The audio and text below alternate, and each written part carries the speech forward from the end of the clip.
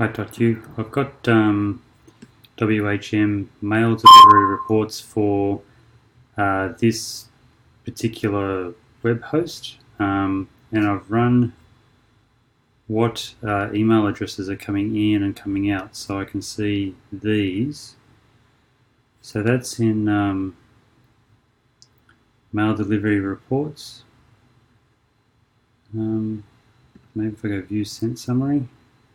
This feature shows the total number of message delivery attempts for each domain. In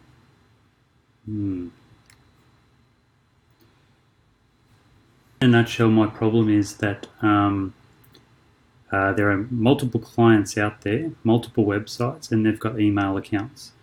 And I don't want to change their settings at their end. I just want to change it in the background so that their emails still work.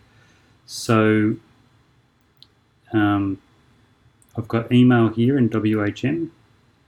I've got mail delivery reports where I can bring up to an earlier date, and I can see all the emails that. So what's this? View details. Okay. So there's a whole lot of information there about the. So maybe that's what you're after. What's the other one? That's to actually mail them, I guess, is it?